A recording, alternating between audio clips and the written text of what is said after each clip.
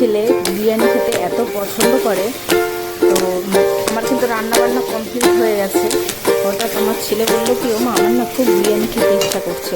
তারপরে ছেলের যদি মনের ইচ্ছা যদি মায়ের কাছে প্রকাশ করে, তখন আমি আর কী করবো। সমস্ত রান্নাবান্না তো হয়ে গেছে, তারপরেও চেষ্টা করি ঠিক আছে ছেলের পছন্দ মতো বিরিয়ানি তাহলে করি।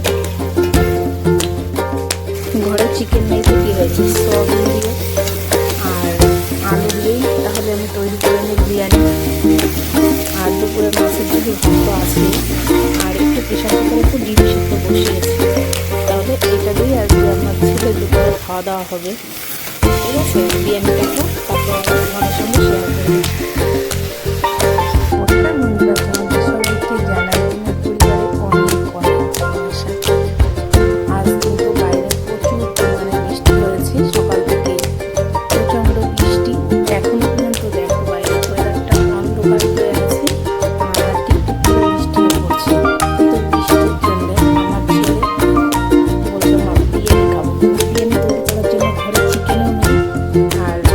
নেই ঘরে কিছুই, তারপরে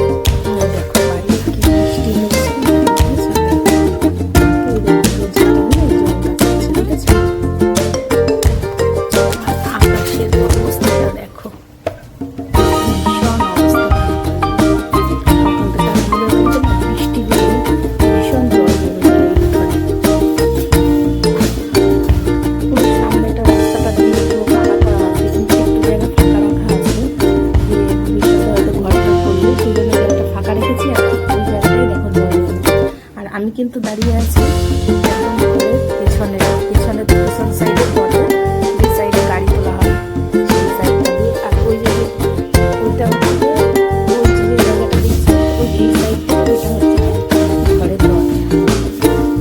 সমস্ত কিছু মশলাপাতি দিয়ে কিন্তু আমি বিরিয়ানিটা এবার আমি গ্যাস ফ্লেমে ঢাকা দিয়ে, আর আমি প্রেশার কুকারে ডিম সিদ্ধ করেছি, ডিমটাও দেবো।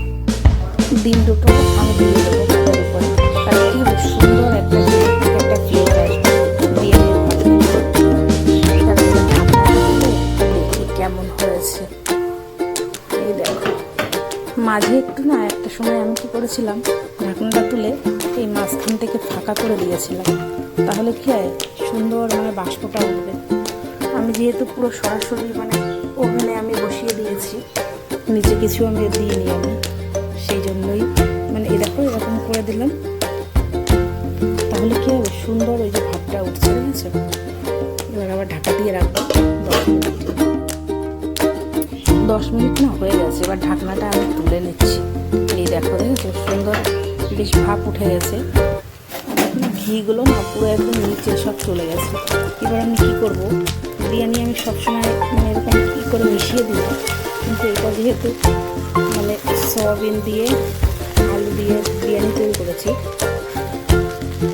সেই জন্য এবার এটা না একসঙ্গে আমি এরকম মিক্সড করে দিচ্ছি। আমি কিন্তু অন্য সময় কখনোই এটা আমি করি না বিরিয়ানি তৈরি করতে, কিন্তু আজকে করছি। এটা যেহেতু পুরো একদম চিকেন ছাড়া বিরিয়ানি, আর আমার ছেলে এখন খাবে, অনেকটা দেরি হয়ে গেছে।